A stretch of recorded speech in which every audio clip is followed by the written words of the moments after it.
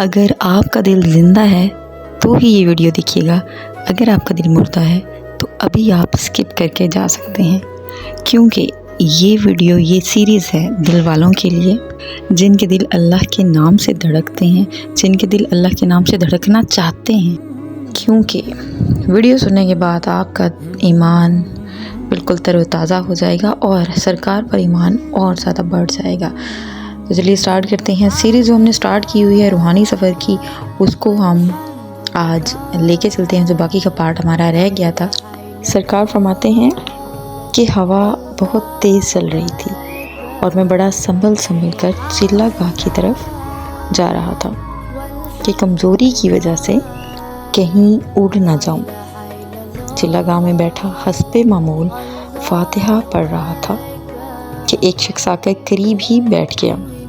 اس کے ہاتھ میں کٹے ہوئے سیبوں کی پلیٹ تھی۔ میں نے پلیٹ پہچان لی، یہ وہی پلیٹ تھی جس میں سیب کاٹ کر میں راولپنڈی میں فاتحہ دیا کرتا تھا۔ اس نے پلیٹ میرے ہاتھوں میں دی اور کہا، یہ سیب حضرت فاطمہ الزہرا رضی اللہ تعالیٰ عنہ نے بھیجے ہیں اور کہا ہے کہ تم حالت خوشی میں ہم کو یاد کیا کرتے تھے اور آج حالت غمی میں ہم نے تم کو یاد کیا ہے۔ میں نے وہ سیب کھا لیے اور کئی سال ایسا لگا جیسے پیٹ بھرا ہوا ہے۔ کھانا ملتا تو کھا لیتا، ورنہ بھوک نہ لگتی۔ ایک دن پتھریلی جگہ پر پیشاب کر رہا تھا، پیشاب کا پانی پتھروں پر جمع ہو گیا اور ویسا ہی سایہ مجھے پیشاب کے پانی کے اندر ہنستا ہوا نظر آیا، جس سائے سے مجھے ہدایت ملی تھی۔ میری اس وقت کیا حالت تھی میں بیان نہیں کر سکتا۔ میں جس کو ایک روحانی چیز سمجھتا تھا، جس کے حکم کے مطابق گھر بار چھوڑا، ماں باپ، بیوی، بچوں کی محبت کو ٹھکرایا، آج میں اس سے بدگمان ہو چکا تھا۔ اگر وہ سایہ رحمانی ہوتا تو پاک جگہ کیوں نظر آتا؟ یہی خیال اور یقین تھا کہ یہ کوئی شیطانی روح ہے جو تیرے ساتھ لگ گئی اور تجھے بالکل برباد کر کے اپنا اصل دکھایا۔ اس میں اللہ بھی رگ رگ میں بس چکا تھا اور اس کو بھی چھوڑنے کو دل نہیں چاہ رہا تھا۔ جب دل کی طرف دیکھا تو سوچتا، اسی سائے کی وجہ اور مدد سے میں اس قابل ہوا، لیکن پھر وہ بات سامنے آ جاتی۔ سمجھ میں نہیں آ رہا تھا کہ کیا کروں۔ آخر اپنی سابقہ زندگی کا بغور مطالعہ کیا۔ معلوم ہوا کہ سایہ کے لگنے سے پہلے تیرا قدم گناہوں میں تھا، رب کو بھولا ہوا تھا۔ رب اور اس کے حبیب صلی اللہ علیہ وآلہ وسلم سے تجھے کوئی محبت نہ تھی۔ اب اللہ اور اس کے حبیب صلی اللہ علیہ وسلم کے عشق میں روتا ہوں۔ گناہوں سے نفرت ہے، نماز، تلاوت اور ذکر و فکر میں دل جمی ہے۔ گویا سایہ شیطانی ہی صحیح، لیکن اس کی وجہ سے تجھے ہدایت ہوئی۔ اب اس سایہ سے کوئی مطلب نہ رکھ، بلکہ ہدایت سے مقصد ہے۔ عبادت کے لیے نماز، روزہ، نوافل، تلاوت اور اذکار کافی ہیں، ہدایت کے لیے نور الہدیٰ کافی ہے۔ یہ خیال آنے کے بعد میں دوبارہ مضبوط ہو گیا۔ اس کے بعد وہ سایہ چلا گاہ میں بھی نظر آیا، لیکن میں نے اس کی طرف کوئی توجہ نہ دی اور پھر وہ بھی نظر آنا بند ہو گیا۔ اب یہی خواہش ہے کہ کسی طرح سے حضور پاک صلی اللہ علیہ وسلم کا دیدار ہو جائے۔ رات کا پہلا ہی حصہ تھا، دیکھا کہ ایک سانولے رنگ کا آدمی سر سے ننگا میرے سامنے موجود ہے۔ گلے میں ایک تختی پر بغیر زیر زبر کے محمد لکھا ہوا ہے۔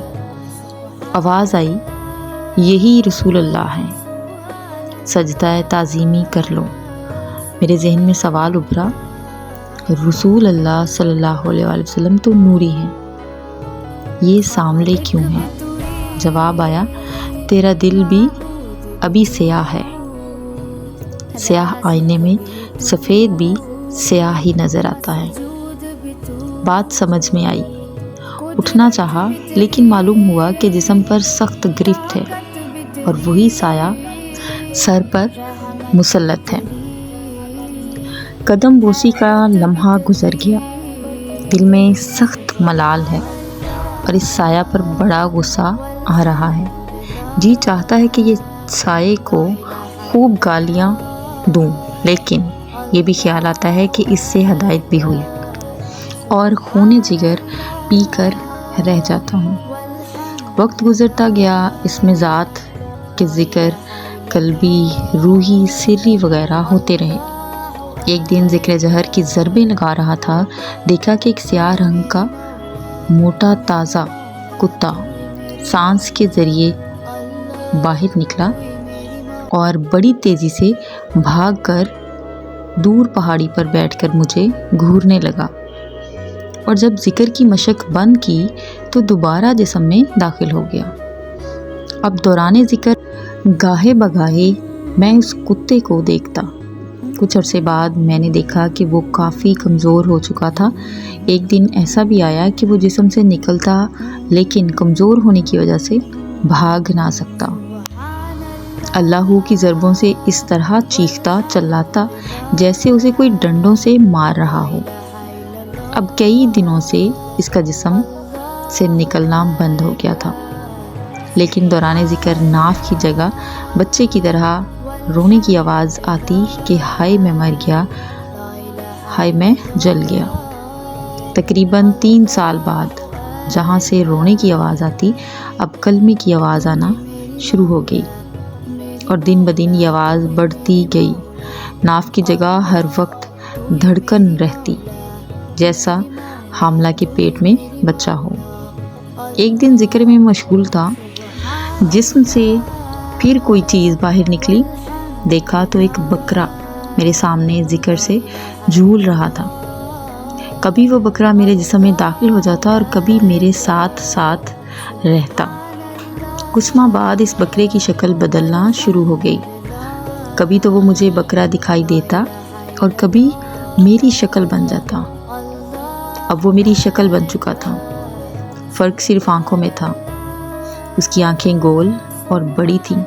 میرے ساتھ ساتھ ذکر میں بیٹھتا، میرے ساتھ ساتھ نماز پڑھتا اور کبھی کبھی مجھ سے باتیں بھی کرتا۔